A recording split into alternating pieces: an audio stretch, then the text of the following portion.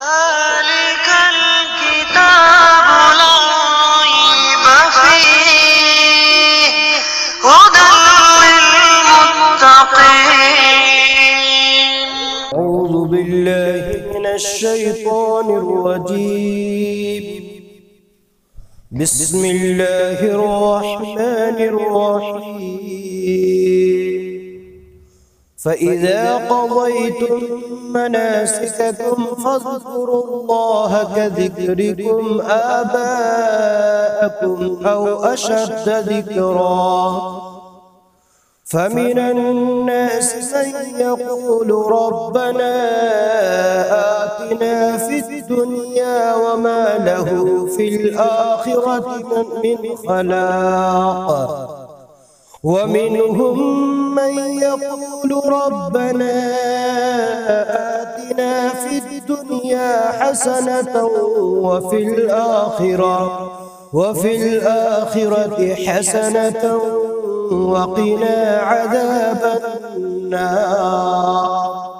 أولئك لهم نصيب مما كسبوا والله سريع الحساب. حج کے احکام چل رہے ہیں. حاجی 10 ذی الحجہ کو مزدلفہ سے لوٹ کر مینا پہنچتا ہے. مینا کے اندر حاجی کا سب سے پہلا کام ہے جمرہ عقبہ کی رمی کرنا، بڑے شیطان کو کنکری مارنا. اور اس کا وقت 10 ذی الحجہ کی صبح صادق سے لے کر 11 ذی الحجہ کی صبح صادق تک ہے. 24 گھنٹے کے اندر کبھی بھی جو ہے حاجی رمی کر سکتا ہے. رمی سے فارغ ہونے کے بعد حج تمتع اور حج قران کرنے والے حضرات اپنی قربانی کریں گے، لیکن حج افراد کرنے والوں پر قربانی نہیں ہے، اور ان دونوں پر قربانی واجب ہے. قربانی کے بعد میں یہ اپنے سر کا حلق بنوائے گا. سر کا حلق، سر کے بال کٹوا کر حلق بنوا کر اس کے بعد میں احرام کو کھول دیں گے. نہا دھو کر نئے کپڑے پہن لیے جائیں گے، سلے ہوئے کپڑے. احرام کی پابندیاں ختم ہو گئی احرام کھولنے کے بعد، لیکن بیوی بھی اب بھی حلال نہیں ہوئی. اس کے بعد میں حج کا ایک اہم رکن باقی ہے، طواف زیارت، جس کا وقت 12 ذی الحجہ تک ہے. تو اب یہ احرام کھول کر اب اس کو طواف زیارت کرنا ہے. طواف زیارت کے بعد صفا مروہ کی سعی. طواف زیارت حاجی پر فرض ہے اور صفا مروہ کی سعی واجب ہے. اب اس کے بعد میں طواف زیارت اور سعی کرنے کے بعد میں بیوی بھی حلال ہو گئی. اب یہ جو دن ہے یہ مینا کے ایام، مینا کے دن ہیں. ان کی ساری راتیں مینا کے اندر گزارنا سنت ہے.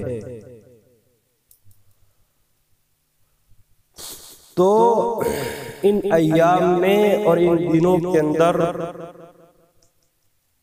اللہ کی طرف متوجہ رہنا ہے، اللہ کے ذکر کا اہتمام کرنا ہے. 11 اور 12 ذی الحجہ کی رمی واجب ہے. ان کا وقت زوال کے بعد سے شروع ہوتا ہے. تو 11 ذی الحجہ کو بھی تینوں جمرات کی، تینوں شیطانوں پر کنکریاں لگیں گی، اور 12 کو بھی تینوں جمرات کی رمی ہوگی، تینوں پر کنکریاں لگے گی. لیکن اگر کوئی حاجی وہیں رک جائے 12 ذی الحجہ کے سورج غروب ہونے کے بعد تو پھر 13 کی بھی رمی اس پر لاگو ہو جاتی ہے، اور وہ 13 کی بھی رمی کرے، اور یہ رمی یہ زوال سے پہلے بھی کر سکتا ہے 13 والی۔ تو اس کے بعد میں جو اس کا وقت ہے مینا کی رات کا، یہ دن کا، یہ اللہ کی یاد میں گزارے۔ زمانے جاہلیت کے اندر کیا ہوتا تھا، کفار و مشرکین یہ دن لوگوں اور بیکار باتوں کے اندر گزارتے تھے، اللہ کے ذکر کے بجائے اپنے باپ داداؤں کا ذکر کرتے تھے، ان کی تعریفات کے قصیدے اور مشاعرے، عجیب عجیب مجلسیں اور محفلیں لگاتے تھے، اور اپنی دعاؤں کے اندر آخرت کی بھلائی کو مانگنا چاہیے، لیکن یہ لوگ دنیا کی بھلائی مانگتے تھے، دنیا کے نفع کو مانگتے تھے۔ تو اس لیے اللہ نے فرمایا کہ جو دنیا کے نفع کو مانگے تو دنیا جو مقدر ہے مل جائے گی، آخرت میں کوئی حصہ نہیں ہے۔ لیکن ایمان والے ایسے نہیں کرتے، ایمان والے دنیا کی خوبی بھی مانگتے ہیں اور آخرت کی بھلائی مانگتے ہیں، اور جہنم کے عذاب سے پناہ مانگتے ہیں۔ تو جو دونوں کام کریں گے وہاں جا کر، دنیا کی بھلائی اور آخرت کی بھلائی، جنت کو مانگے، جہنم سے پناہ مانگے، تو پھر ان لوگوں کے واسطے دنیا اور آخرت کی بھلائی ہے۔ دنیا بھی اللہ ان کو دنیا بھی دیں گے اور آخرت میں بھی ان کو حصہ عطا فرمائیں گے۔ تو اس لیے مینا کے ایام زیادہ سے زیادہ اللہ کے ذکر، اذکار، تسبیحات اور وعظ و نصیحت کے اندر بھی گزارے، کیونکہ اللہ کے نبی صلی اللہ علیہ وسلم نے صحابہ کو بہت سارے یعنی نصیحتیں فرمائی ہے۔ تو اس لیے آدمی کو موقع ملے تو لوگوں کو بیٹھ کر جو ہے لوگوں کو نصیحت کرے، احکام بتائے، حج کے احکام بتائے یا اور دین کی باتیں بتائے، اور اس کے علاوہ جو وقت فارغ ہو اس سب جو ہے قرآن کی تلاوت، اللہ کے ذکر و اذکار میں۔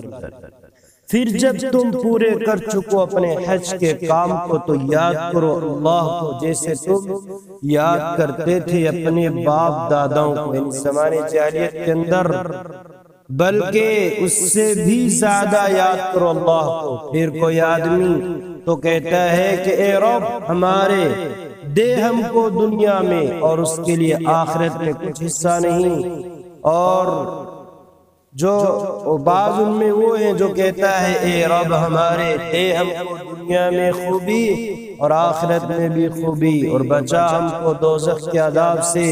انہی لوگوں کے واسطے ہیں حصہ اپنی کمائی سے، اور اللہ جلد حساب لینے والا ہے۔ تو جو رمی ہے وہ اصل میں 11 اور 12 ذی الحجہ اور 10 کو ہو چکی ہے، تو 10، 11، 12 یہ 3 دن کی رمی کے دن ہیں، اور یہی واجب ہے۔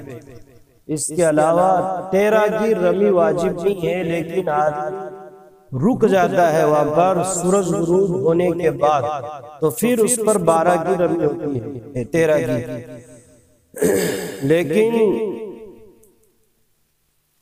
ان کے زمانے جاہلیت کے اندر لوگوں کی 2 رائے تھی، اور 2 ان کے گروہ تھے۔ ایک پہ کہتے تھے کہ رمی 12 تک کی ہے، اور 13 کی کوئی رمی کرے گا تو گناہ ہے، 13 کی رمی جائز ہی نہیں۔ اور ایک یہ کہتا تھا کہ 13 کی بھی رمی ہے، کوئی 12 تک کی رمی کرے تو اس پر جو ہے گناہ ہے، 13 کی جو ہے رمی ضروری ہے۔ تو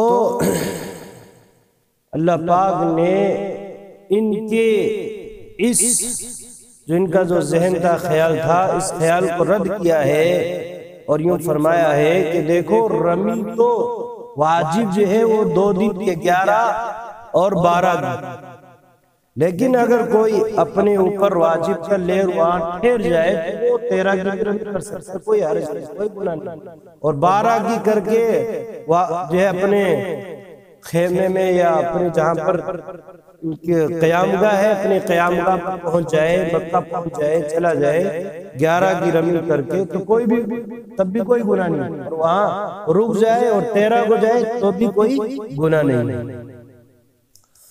وَاذْكُرُوا اللَّهَ فِي أَيَّامٍ مَّعْدُودَاتٍ فَمَن تَعَجَّلَ فِي يَوْمَيْنِ فَلَا إِثْمَ عَلَيْهِ وَمَن تَأَخَّرَ فَلَا إِثْمَ عَلَيْهِ لِمَنِ اتَّقَىٰ وَاتَّقُوا اللَّهَ وَاعْلَمُوا أَنَّكُمْ إِلَيْهِ تُحْشَرُونَ۔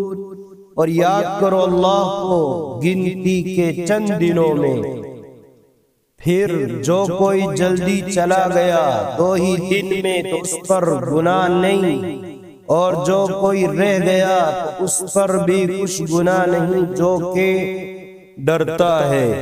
مطلب ہے وہاں پر رہ کر گناہ کا کام نہ کر لے، اور وہاں کے انتظامیہ اپنے کام کو سنبھالتے ہیں تو وہاں سے کوئی یعنی آدمی لڑ نہ لے، ان سے کوئی بات نہ ہو جائے، تو اگر پوری پابندی کے ساتھ اگر 13 کو رہنا چاہے تو کوئی گناہ نہیں۔ اور اللہ سے ہر حال میں ڈرنا ہے، یہ نہیں کہ حج کے موقع پر جہاں بھی آدمی ہے اللہ سے ہی ڈرنا ہے، کیونکہ ایک دن اس پر آنا ہے، اس کو موت آنی ہے اور وہ اللہ کے سامنے کھڑا ہوگا اور اللہ اس سے ساری زندگی کا حساب لے گا۔ اس لیے آدمی کو ہر وقت اللہ سے ڈرتا رہنا چاہیے، اور ڈرتے رہو اللہ سے، اور جان لو بے شک تم اسی کے پاس جمع ہوگے۔